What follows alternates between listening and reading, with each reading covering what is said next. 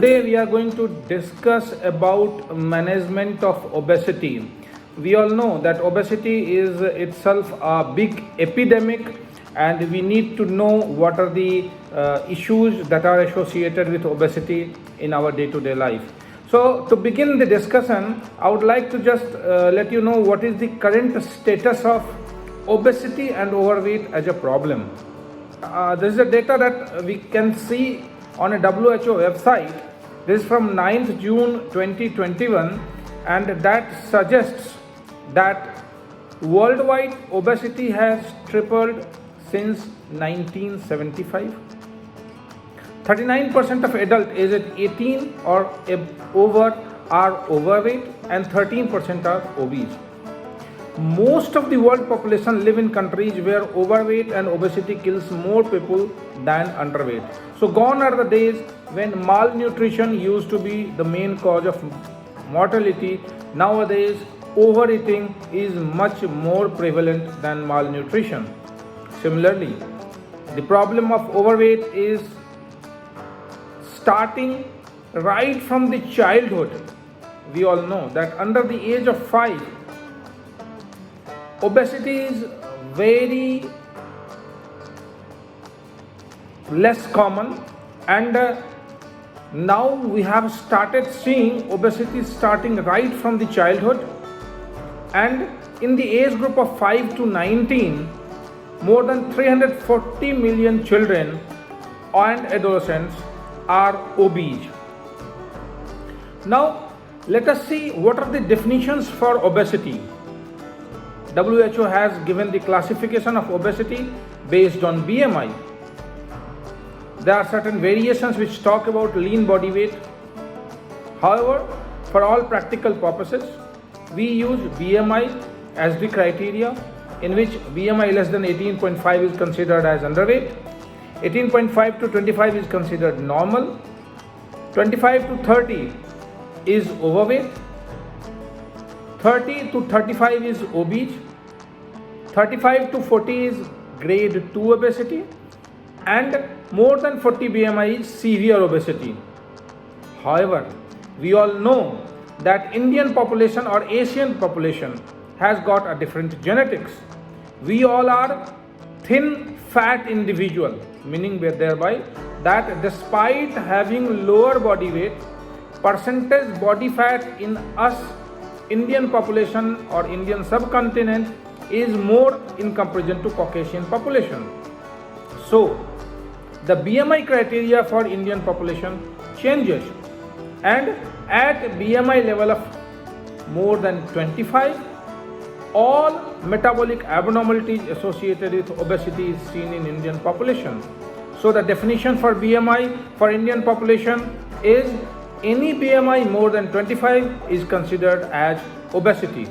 BMI more than 30 is considered as grade 2 obesity.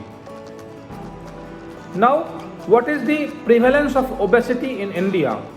So this was the study which was reported in 2020, and it tried to evaluate the prevalence of obesity in India based on the definition that I have discussed just now, and it's mind-blowing. The prevalence of obesity in India is around 40%. So gone are the days when Indians used to die because of hunger. The current evaluation says that in India, hunger or malnutrition is very less. And I was just seeing today's report only from IMF, International Monetary Fund, that even during COVID, hunger was affecting less than 1% of the population of India. So why I am telling all these data? These data are suggestive that obesity is really a big problem in India, and 40% of the population have that. Now the risk factors associated with obesity in India include: women have got higher risk in comparison to men, people living in urban area have higher incidence of obesity, and people aged more than 40 have higher incidence of obesity. Similarly, level of education is also associated with obesity, and more education implies higher obesity. Lower physical activity is another important factor which is associated with obesity. Among all these factors which are associated with obesity, the odds ratio with physical inactivity was highest. That is, physical activity has got the highest level of correlation with the chance of obesity, and odds ratio is 3.83. So people who are less active have got around 4 times higher chance of getting obese. Now, let us understand some myth and some facts about obesity. Many times we say that obesity is because of lack of willpower. Is it true? Let me tell you, friends, there are many factors which are associated with obesity, and the genetic factor is strongly influences the body weight, and that is not limited to willpower, because if by your willpower, by your physical activities, you tend to lose your weight, body weight homeostatically gets regulated and body tries to counteract whatever weight loss which has been done, and they are mostly done by physiological adaptation which leads to weight regain. So this is a slide which tries to suggest that if there is some change in body weight either by overfeeding or undereating, once a person is left free to eat the way they want, whatever body weight change has occurred, it tends to come back to normal. Now, we need to understand that despite different variations that we do have in our day-to-day eating or exercise, our average body weight tends to remain constant, and which is mostly because of the homeostatic regulation of the body weight. So let us understand how this homeostatic regulation happens. Weight is actually controlled by arcuate nucleus in hypothalamus, and there are several neuropeptides and hormones which get integrated from periphery to brain, and that regulates our feeding behaviors.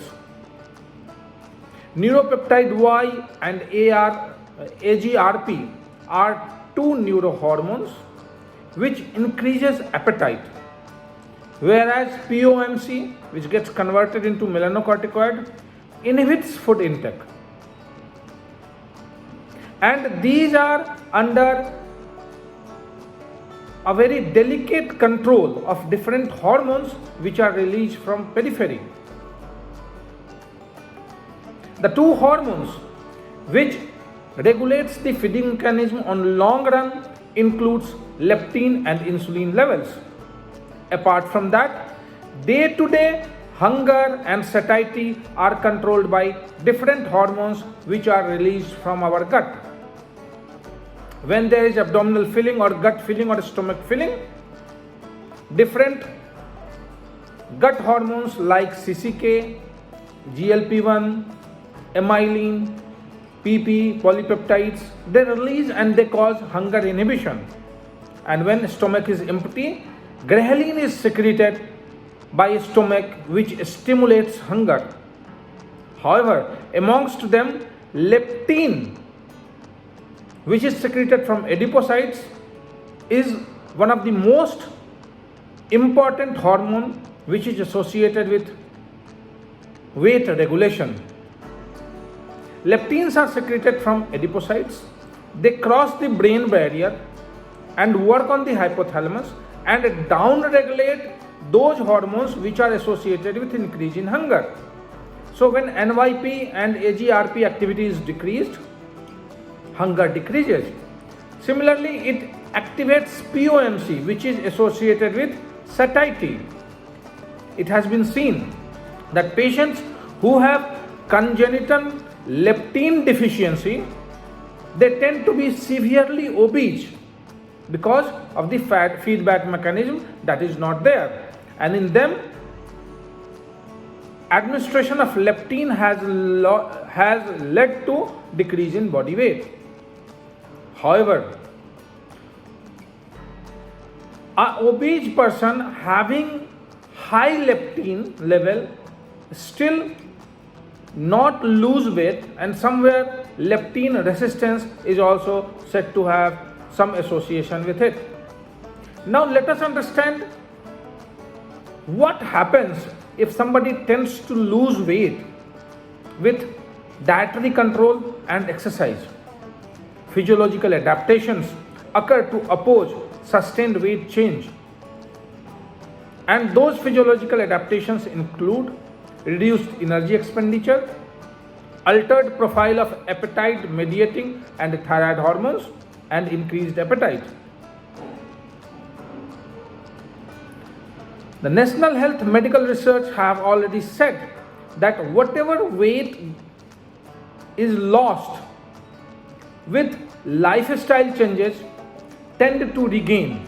So weight regain is common after weight loss that is achieved with lifestyle intervention. Weight loss is maximal at 12 months. Regardless of degree of initial weight loss, most weight is regained within 2-year period, and by 5 years, majority of people are at their pre-interventional body weight. So what actually happens?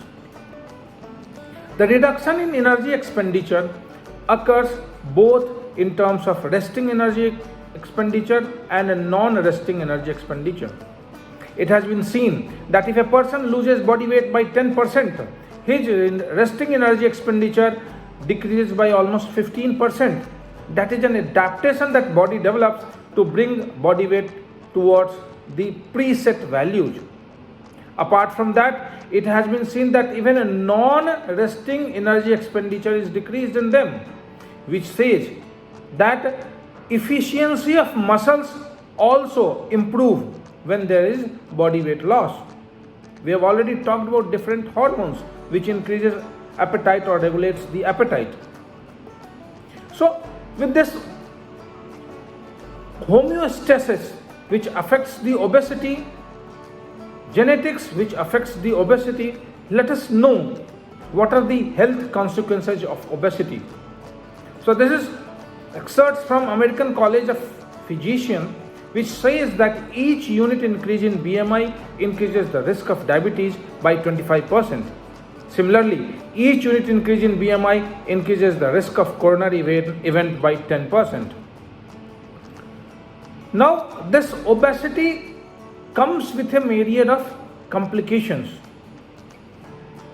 Each and every organ of body gets involved because of this metabolic load. And when we talk about how this obesity affects our different organs, let us start with lung. Obesity leads to abnormal lung functions, obstructive sleep apnea, hypoventilation syndrome. In liver, steatosis, steatohepatitis, cirrhosis are the end results of non-alcoholic fatty liver disease, which is often associated with people having higher BMI. Gallbladder diseases are also there. Gynecological abnormalities include abnormal menses, infertility, and polycystic ovarian disease. Overweight and obese persons have higher incidence of osteoarthritis and skin problem.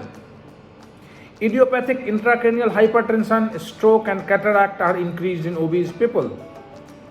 Cardiometabolic abnormalities, diseases like diabetes, dyslipidemia, and hypertension are quite common, which leads to increased incidence of cardiovascular diseases. Obesity is also associated with severe pancreatitis and different types of cancers. So whenever a patient of obesity comes to us, we have to evaluate not only the body weight but other presenting complaints also, and also try to find out what are the organs which are being affected because of this obesity and what are the compromises there are. Now, after having a detailed understanding about what is the cause of obesity, What are the complications associated with obesity? Let us talk about management of obesity. So the options of losing weight include very low energy diet, reduced energy diet, low carbohydrate diet, intermittent diet, surgical approaches, and pharmacological therapy. So this is a comparison between different modalities of treatment. Let us see one by one. You can see the black line which says advice only. When a person who is obese comes to us and we just advise them that you need to lose weight, it has got zero effect. You can see the straight line, black. Now, the modality which has got best efficacy is very low energy diet. And very low energy diet has been shown to reduce body weight by more than 15% in majority of the patients. The other modalities, which include sibutramine, orlistat, meal replacement, diet alone, and diet and exercise, are also effective. However, diet and exercise, when put together, leads to long-term improvement in body weight, and that is usually sustained. Now let us talk about very low energy diet. The best result is seen in terms of weight loss, and it can be achieved by very low energy diet because it is ketogenic also. Ketogenic weight loss, ketogenic very low energy diet leads to decrease in appetite. In randomized study, Purcell and colleagues have showed that 15% body weight loss was seen in 78% of the volunteers who opted for very low energy diet. That shows that, majority of the patient, this very low energy diet is the most efficacious way of losing body weight, and that too up to the extent of 15%. They have shown that higher success rate is there in rapid arm of the study, and was most likely due to the fact that very low energy diet arm of the study achieved ketoacidosis with elevation of beta hydroxybutyrate, and this ketone body or ketoacidosis leads to decreased in appetite, and thus hunger is suppressed. It was seen that to achieve rapid weight loss, it is necessary to have a large gap between energy intake and energy expenditure, and energy intake was kept around 800 calories. Now, the principle of diet or principle of energy remains same. However, modalities can be different. In a reduced energy diet, the calorie deficit is around 300 to 400 calories. Similarly, in low carbohydrate, same principle is observed. In intermittent fasting, usually 16 hours of fasting is done, and in 8 hours, a person is allowed to eat as per their appetite. It helps in decreasing the total amount of calories being taken because a person eats only for 8 hours in a day. Now, with 16 hours of fasting, when glucose stores are depleted, fat stores get mobilized, that leads to production of ketones. Once again, that suppresses appetite. So these are the principles based on which this low energy diet works. The other two approaches include surgical approach and pharmacotherapy. The three most commonly used bariatric surgery include gastric banding, Rox-and-Y gastric bypass, and sleeve gastrectomy. Gastric banding is least invasive procedure. However, it needs frequent intervention in terms of adjustment of the band. Sleeve gastrectomy is becoming very much popular nowadays. However, Rox-and-Y gastric bypass is the most used gastric bypass surgery or bariatric surgery, and it has been seen that Rox-and-Y gastric bypass surgery is associated with reversal of diabetes in patients who are obese and having diabetes. So these are the different surgical options that we do have. Now let us talk about pharmacotherapy available for the management of obesity.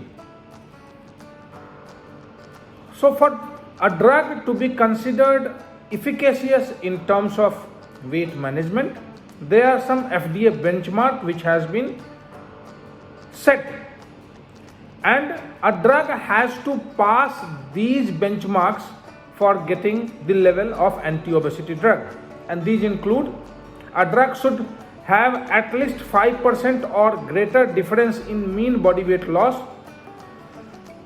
and this difference should be in between medication and placebo treated group. 35% or more of the medication treated patients should achieve 5% or more body weight loss. In comparison to placebo, people achieving 5% body weight loss should be at least double, and all these should be statistically significant. EMEA has also set some benchmark, and they are almost same. The one thing that they say, that if all these efficacy is not achieved within 3 months of a start of treatment, that drug should be considered as inefficacious and that drug should be stopped. Now let us talk about the drugs that are available and what are the mechanism of action. First of all, orlistat, this is pancreatic lipase inhibitor. It inhibits the activity of pancreatic and gastric lipase and decreases the fat absorption. GLP-1 receptor agonist like liraglutide and semaglutide has got incretin-like effect, and it interferes with glucose homeostasis. It decreases food intake and increases satiety. Naltrexone and bupropion is a combination drug. Naltrexone is an opioid antagonist which blocks opioid receptor mediated POMC and leads to auto inhibition of POMC, and thus increases the satiety and decreases hunger. Bupropion selectively inhibits reuptake of dopamine and noradrenaline. It reduces food intake and increases energy expenditure. Another combination drug, phentermine and topiramate, is being used. Phentermine is a sympathomimetic that stimulates noradrenaline and suppresses appetite. Topiramate is an anti-epileptic drug and is also used for treatment of migraine. However, its anorexic mechanism is not well understood. So these are the drugs that we do have in our armamentarium. Let us see how efficacious they are. The weight loss with these drugs are in the range of 3% to 7%. And weight loss in non-diabetic people have found to be more. And all these weight loss has been sustained for at least 6 months in these patients, in these trials. So with these drugs, let us understand how can we use these drugs in our clinics. Orlistat is used 120 mg orally with each meal, and its response should be evaluated in 3 months, and if weight loss is less than 5 kg in 3 months, 5% in 3 months, then this drug should be stopped. Similarly, phentermine and topiramate has to be used, naltrexone, bupropion has to be used, and liraglutide has to be used. We have to start liraglutide at 0.6 mg and increase every week till we are able to reach the target of 3 mg once a day. Once again, if weight loss is less than 5% at the end of 16 weeks of therapy, this drug should be withdrawn. What are the safety markers and contraindications with the use of these drugs in management of obesity? There has always been a concern about adverse effect. Many drugs came and they were ultimately withdrawn because of adverse effects associated, which were unacceptably very high. Orlistat, since it inhibits pancreatic and gastric lipase enzyme, it leads to chronic malabsorption, and thus in patients with chronic malabsorption it is contraindicated. Gallbladder disease, it is contraindicated. Patients who have glaucoma, hyperthyroidism or pregnancy, phentermine and topiramate combination should not be given. Patients who have seizure disorder, uncontrolled hypertension, chronic opioid use, or pregnancy, in them naltrexone or bupropion should not be used. Liraglutide, a GLP-1 receptor agonist, should not be used in patients with personal or family history of medullary thyroid carcinoma or multiple endocrine neoplasia and during pregnancy. There are some tolerability issues with these drugs. Early state is associated with steatorrhea. Since fat is not absorbed, fat would come into the stool and patient may have frequent bowel motions. Phentermine and topiramate is associated with paresthesia, dysgeusia and dizziness, at times dry mouth. Naltrexone, bupropion is associated with nausea, vomiting, headache, giddiness and insomnia. Liraglutide, which works through GLP-1 receptor agonist, has many GI side effects and GI intolerance is common with them, and they include nausea, vomiting, diarrhea, constipation, dyspepsia and abdominal pain. And that is why liraglutide is used as a very low dose and gradually it is up titrated as patient develops tolerance to these GI symptoms. Now let us talk about weight loss in obese diabetic people. We all know diabetes and obesity goes together, and we often have obese diabetic people in our clinics.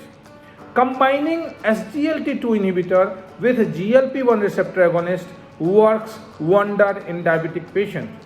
We all know that stable overweight at baseline is a problem.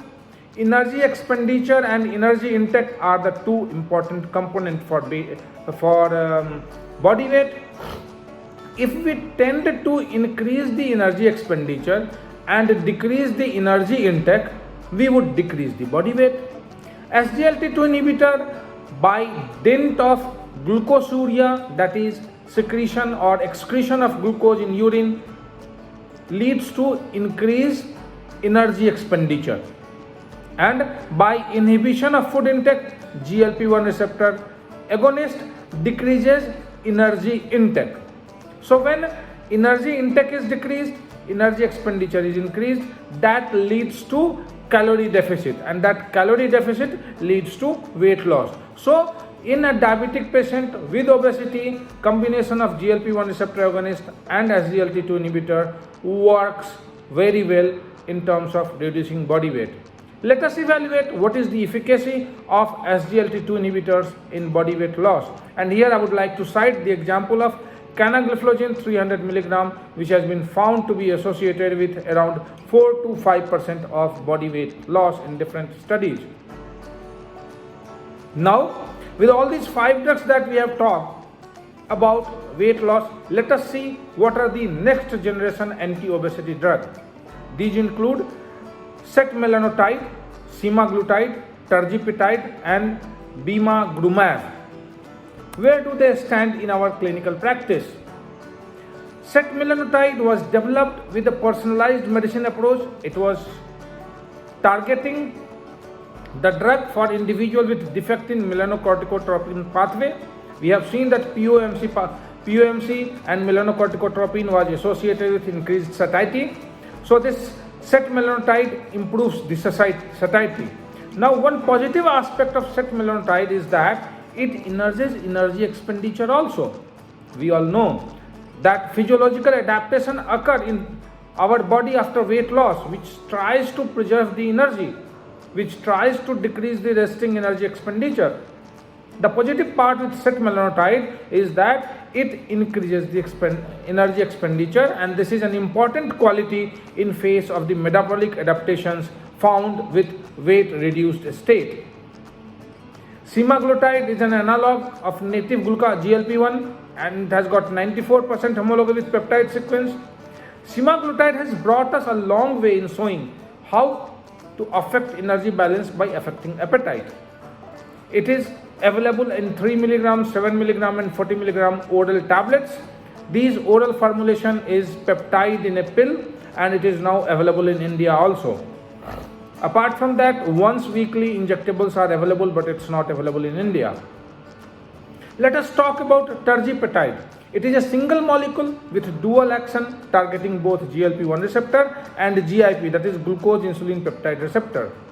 Tirzepatide offers intriguing possibility that its effectiveness in weight loss may be more than just food intake. It increases lipolysis. So increasing lipolysis is a viable hypothetical mechanism for one of this drug mechanism, and it is given once weekly in injection. It is still not available in the market. Now, biragrumab is a human monoclonal antibody that binds with activin type 2 receptor to block natural ligand that negatively regulates the skeletal muscle growth.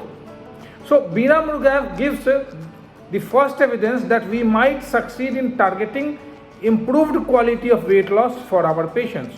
We all know that whenever weight loss occurs,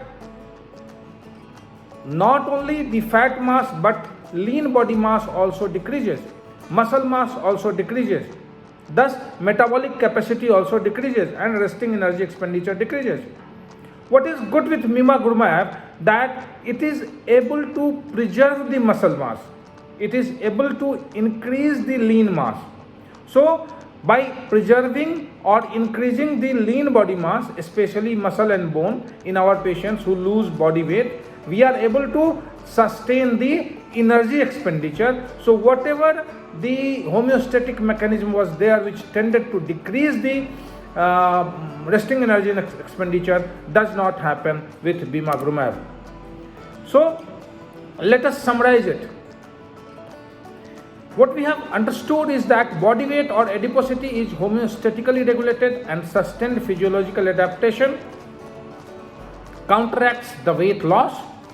People with obesity who have lost weight don't regain it because they lack willpower of motivation. Rather, the homeostatic mechanism is responsible for it. And obesity cannot be cured just by weight loss. It's a chronic condition. And a long-term lifestyle modification and modalities to decrease body weight has to be continued. In order to maintain weight loss, long-term treatment is required, including continued adherence to diet, physical activity change, as well as strategies to prevent weight regain. We have seen that very low energy diet, bariatric surgery, and pharmacotherapy are effective strategies for long-term weight management. Finally, we should consider obesity as a chronic condition that needs lifelong care. Thank you very much for